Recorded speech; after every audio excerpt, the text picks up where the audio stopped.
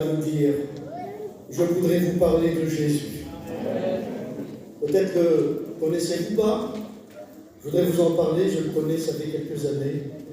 Je vis avec lui parce qu'il a pardonné mes péchés. Je vis avec lui parce qu'il m'a sauvé. Je vis avec lui parce que c'est quelqu'un de bien, c'est quelqu'un de bon, c'est quelqu'un de grand.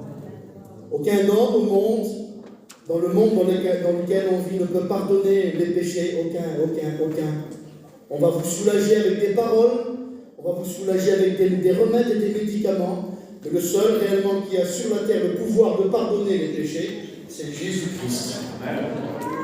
Alors je voudrais qu'on prie le Seigneur ensemble avant de lire un passage de la parole du Seigneur. Voilà, je voudrais que Canary se lève et prie pour moi.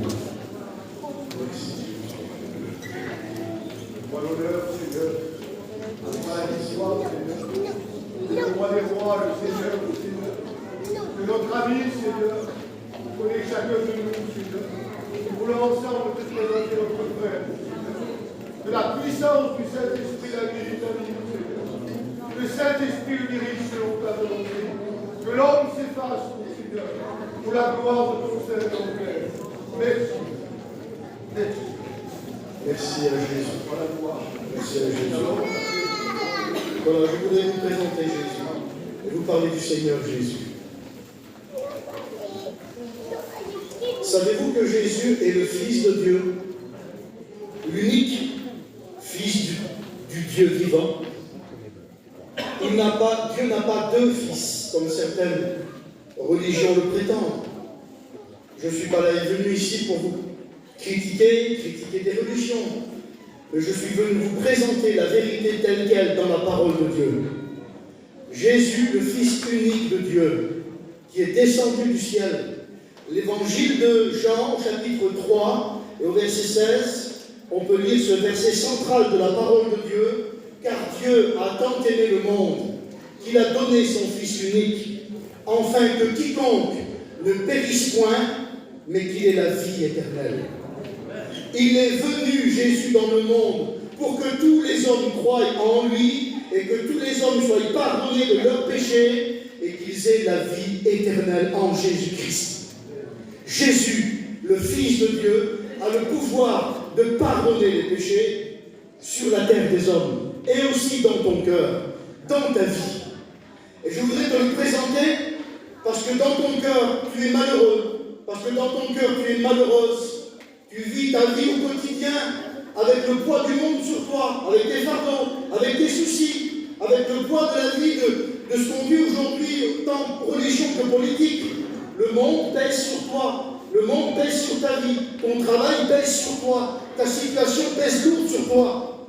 Et en un mot, je voudrais te dire que le péché pèse sur toi. Le péché a emmené la désobéissance dans le monde entier. Et tous les hommes, toutes les femmes, tous les jeunes garçons, toutes les jeunes filles sont atteints de cette lèpre qu'on appelle le péché. C'est lourd sur toi, c'est lourd dans ta vie. Les conséquences, c'est douloureux. Les conséquences sont très pénibles dans certaines situations. Et aucune solution, aucun pouvoir, aucun homme, aucun psychologue, aucun docteur ne peut enlever un fardeau et un péché, le péché dans le cœur de l'homme.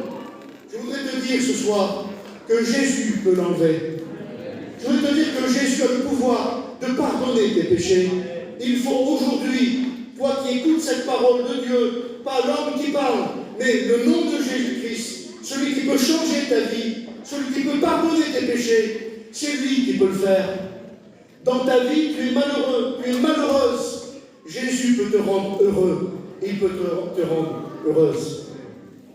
Ce que nous allons voir ici, ce service de baptême n'est pas l'aboutissement d'une vie chrétienne, mais bien le commencement d'une personne qui a accepté Jésus-Christ dans sa vie, dont elle a été pardonnée dans le sang précieux de Jésus, lavée dans son sang.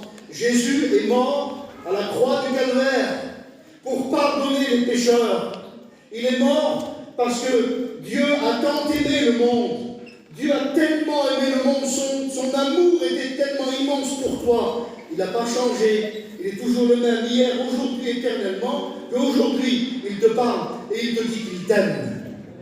Mais en plus de ça, il a le pouvoir de te rendre heureux, d'enlever ton fardeau, de sortir ton péché, comme nous l'avons fait nous, comme elle l'a fait cette jeune femme qui est là, qui a accepté le Christ, qui a accepté d'être lavé dans le sang précieux de Jésus. Ce n'est pas l'eau ici qui va, par le pouvoir de quelconque, d'un miracle, d'une potion magique, pardonner et enlever les péchés. Non, elle a déjà été pardonnée par Jésus-Christ.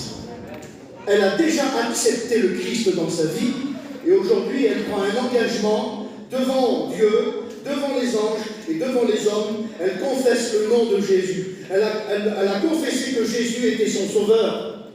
Elle a confessé que Jésus était son libérateur. Elle va confesser que le Christ a pardonné ses péchés. Parce que c'est ce qui s'est passé dans sa vie. Je voudrais vous lire un texte de la parole du Seigneur.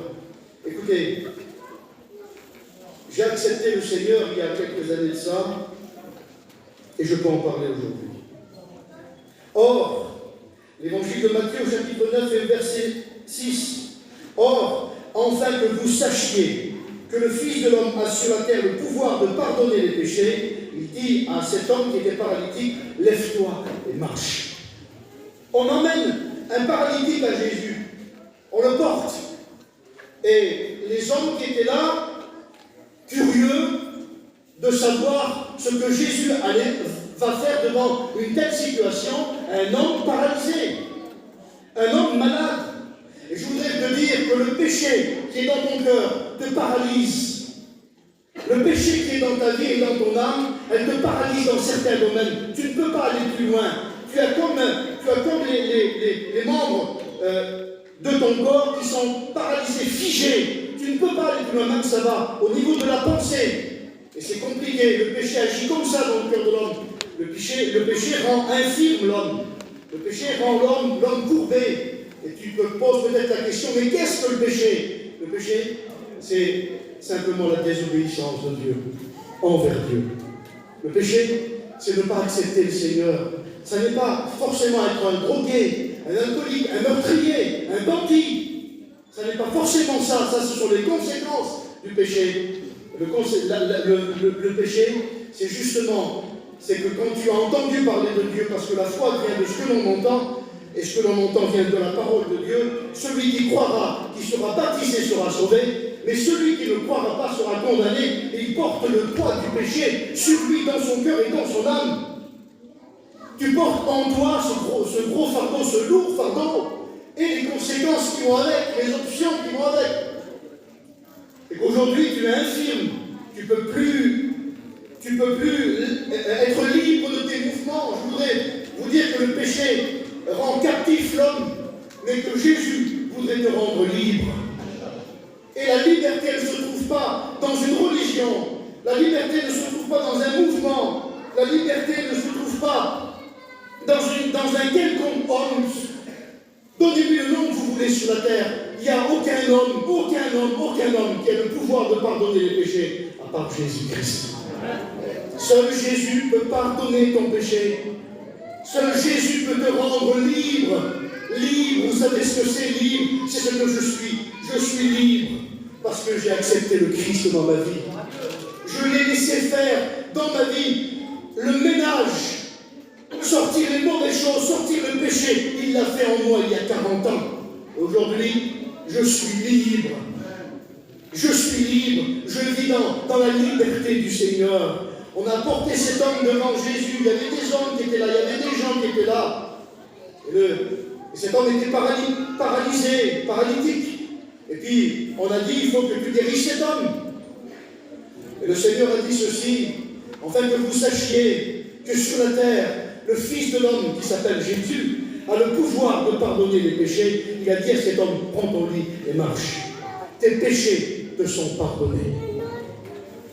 Et il n'y a pas un homme sur la terre. Lequel est plus facile de dire? On a posé la question, enfin Jésus, voyez ces gens qui étaient là, et je voudrais faire la même chose avec vous. Lequel est plus aisé de dire, et plus facile de dire? Mon frère, ma soeur, tes péchés te sont pardonnés. Tout le monde peut dire ça, vous comprenez? De faire le miracle. Il n'y en a qu'un qui le fait, c'est Jésus. Lequel est plus facile de dire, tes péchés te sont pardonnés, ou prends ton lit et va dans ta maison? C'est ce que le Seigneur voudrait faire avec toi.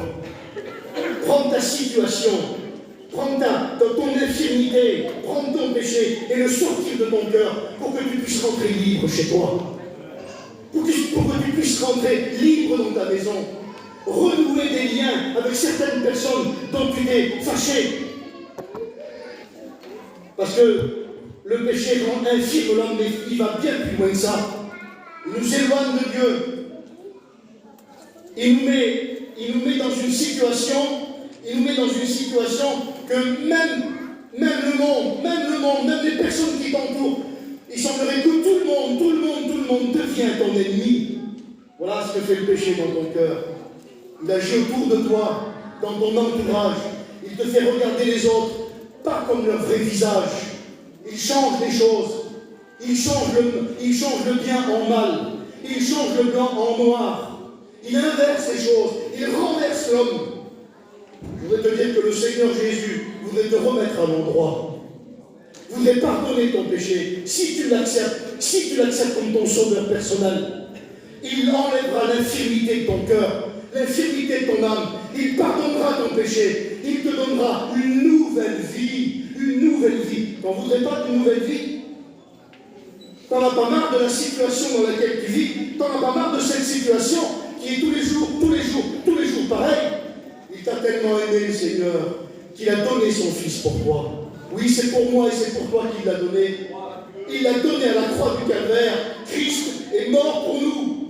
Il est mort pour nos péchés, pour nos infirmités. Le châtiment, ça a été chanté, qui nous donne la paix, est tombé sur lui. C'est par ses meurtrissures, oui, que nous sommes guéris.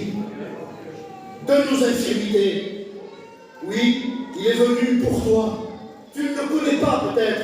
Tu as un ancêtre, peut-être entendu parler, Dieu, Jésus, le Saint-Esprit. C'est un petit peu imagé pour toi, un petit peu flou, tout ça pour toi. Mais Jésus existe vraiment. Dieu existe vraiment. Le Saint-Esprit existe vraiment. Et afin que tu saches, je voudrais dire les mêmes paroles que Jésus à vous ce soir. Il y a 2000 ans que ces paroles ont été dites à des gens. Je voudrais redire les mêmes paroles que Jésus a dit à ces gens-là.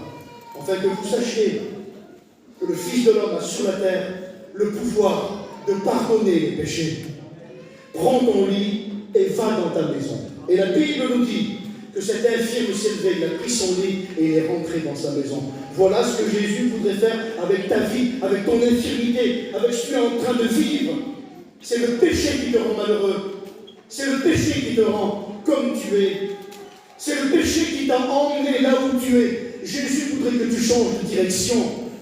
Si tu crois au Seigneur Jésus, si tu crois en lui, pas dans un mouvement, dans une religion, dans une église ou dans un homme, mais véritablement dans le nom de Jésus-Christ, dans le nom précieux de Jésus. C'est son nom, c'est lui qui pardonne les péchés.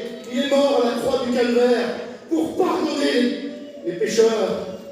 Combien y en a-t-il ce soir qui désobéissent à Dieu, qui ne font pas la volonté de Dieu? Jésus voudrait te pardonner. Il ne te juge pas. Il n'est pas venu pour juger, mais il est venu pour te sauver. Dieu n'a pas envoyé son Fils dans le monde pour que le monde soit jugé et condamné. Il est venu pour que le monde soit sauvé. Alors pourquoi l'acceptes-tu pas? Pourquoi ne veux-tu pas le rencontrer? Cet homme paralytique, dans sa situation, voulait certainement changer de vie, je pense. Voudrais-tu changer de vie? Voudrais-tu connaître une nouvelle vie? Voudrais-tu ouvrir tes yeux et voir ce que tu ne vois pas, entendre ce que tu n'entends pas, connaître ce que tu ne connais pas? Tout ça, tu peux le trouver dans le nom de Jésus-Christ. Seul lui a le pouvoir sur la terre de pardonner les péchés. Car Dieu a tellement aimé le monde. Est-ce que tu sais que le Seigneur, il t'aime ce soir? Il t'aime, il veut te sauver, il veut changer ta vie. Et quand ta vie changera, quand ton péché sera enlevé, ta vie tout entière va changer. Tu ne penseras plus pareil. Tu ne regarderas plus pareil. Tu ne connaîtras plus pareil. Jésus aura changé ta vie. Quels sont ceux, ce soir, que Jésus a changé leur vie? Levez vos mains. Regarde un petit peu. Regarde autour de toi. Levez vos mains. Laissez vos mains levées. Regarde un petit peu autour de toi. Après la réunion, va parler à ces gens et va leur dire comment ça s'est passé pour toi? De quelle manière ça s'est passé pour moi? On peut écouter des dizaines et des dizaines de témoignages où Jésus a bouleversé des vies, pardonnez-moi du mot, mais des alcooliques, des drogués, des gens qui étaient liés par le péché, tenus captifs, qui ont été délivrés, qui aujourd'hui sont des chrétiens, certains des serviteurs de Dieu. Oui, Jésus change les vies. En fait, que vous sachiez, en fait, que tu saches qu'aujourd'hui, en 2023, où nous sommes, alors du 21e, 22e, 23e siècle, je ne sais pas, pardonnez-moi les calculs, mais Jésus, il y a 2000 ans en arrière, il a pardonné les pécheurs, il a guéri des malades, et il le fait encore aujourd'hui. J'ai connu, je termine avec ça, un garçon qui était captif. On n'aurait pas misé 1 euro sur lui. Personne n'aurait rien misé sur lui. Personne ne faisait cas de lui. Et le péché t'emmène dans l'isolement total. En fait, que plus personne ne te regarde.